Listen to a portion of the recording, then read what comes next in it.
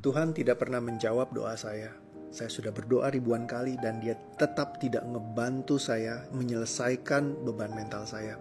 Dia gak pernah nunjukin mujizat kepada saya. Saya sudah setia, saya sudah berdoa, saya sudah lakukan yang terbaik, tapi Tuhan tetap tidak menjawab doa saya.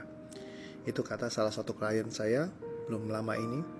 Ya, karena dia sudah melewati beban mentalnya bertahun-tahun dengan penderitaan yang sangat luar biasa akibat dari psikosomatik yang dia rasakan, GERD, asam lambung yang sakit, sangat menderita buat dia. Tapi ya Tuhan tidak menyembuhkan dia menurut versi dia.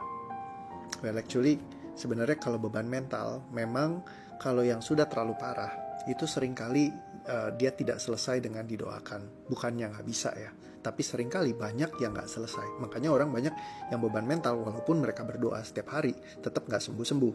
Bukan Tuhan nggak jawab doa mereka, tapi memang beban mental itu seperti luka fisik kalau yang udah terlalu parah. Misal contoh ya, kalau beban mental yang skalanya rendah sampai skala 5, 6 itu biasanya kalau didoakan masih bisa selesai. Tapi kalau skalanya di atas 7, 8, 9, 10, terus dia multiple stacking trauma, jadi traumanya tuh udah banyak saling bertumpuk dan traumanya ada di sekeliling, misalkan multiple core trauma, ada banyak core-nya. Ini jadi dua karakteristik trauma yang berbeda, beban emosi yang berbeda. Itu didoain akan butuh proses yang sangat panjang dan mungkin akan sulit sekali. Ya, jadi buat kayak dapat secara tiba-tiba bisa hilang, biasanya kan susah, apalagi kalau imannya nggak kena gitu loh. Karena udah ngeras terus berharap dan kayaknya nggak ada jawaban terus-menerus, akhirnya jadi benci sama Tuhan. Ya, ini salah satunya dia bilang, saya punya kekecewaan yang sangat mendalam terhadap Tuhan. Kenapa dia izinkan aku seperti ini? Padahal aku cuma bikin kesalahan satu kali, dia bilang.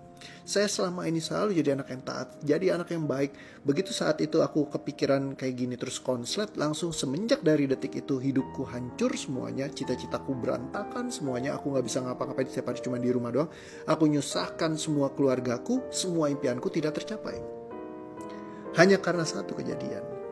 Nah, jadi ketika seperti ini jadi beban mentalnya dia sendiri yang looping terus, dan itu jadi menjadikan dia hidupnya sangat tidak nyaman. Nah, actually balik lagi, beban mental yang intens, dia kayak patah tulang.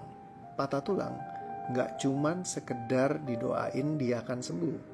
Kita harus datang ke dokter. Misalnya tiap hari, berdoa, Tuhan, tulangku patah, sembuhkan Tuhan, tunjukkan mujizatmu, tulang patahku biar bisa disambung lagi. Ya biasanya sih yang ada tulangnya itu malah tambah parah, terus lama-lama busuk, terus mesti diamputasi. Ya kalau dibilang istilahnya mencobai Tuhan, berdoa terus bilang Tuhan gak nolong, padahal dia sendiri yang gak berupaya. Jadi dibilang dengan sangat jelas kita perlu berdoa dan berupaya. Dan luka mental yang parah, multiple stacking trauma ataupun multiple core trauma, butuh untuk disembuhkan dengan sequence yang tepat. Baru kayak disambungin tulang tuh bener-bener ya kayak harus datang ke dokter diberesin. Nah kalau nggak diberesin, dia akan terus-terusan selamanya begini. Didoain pun ya kayak orang gimana patah tulang didoakan bisa tiba-tiba balik gini mujizatnya.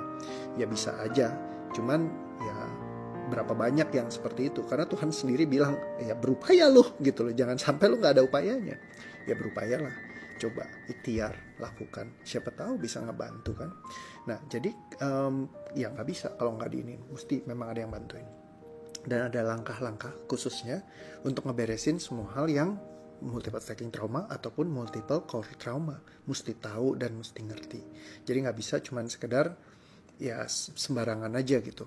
Nah jadi dibantunya pun ya ikhtiarnya pun mesti di tempat yang tepat. Ibaratnya kalau kita mau mau lihat matahari, setiap hari pagi kita bangun pagi ya, tapi setiap kali kita ngeliat ke barat ya sama aja bohong, karena matahari terbenamnya di barat, terbitnya di timur. Kalau tiap hari melakukan upaya tapi juga di tempat yang salah dengan cara yang tidak tepat, ya sama aja bodong. Jadi kalau misalkan mau ngeberesin beban emosi pun, kamu harus ngerti, sequence-nya jelas, structure-nya tahu, gimana cara buangnya tahu semuanya. Kalau nggak ngerti sama sekali cara buangnya sampai benar-benar selesai itu nggak ada action plan-nya, nggak tahu gimana langkah-langkahnya, sampai kapan bisa beresnya, tanda tanya besar misalnya, ya berarti action plan-nya ya mungkin aja kayak yang tadi ngeliat matahari ke arah yang kurang tepat. Nah jadi perlu untuk benar-benar ngerti dan tahu. apa sih yang perlu aku lakukan gitu. Jadi perlu belajar lah. Memang ini bukan sesuatu yang gampang. Saya juga belajarnya 12 tahun.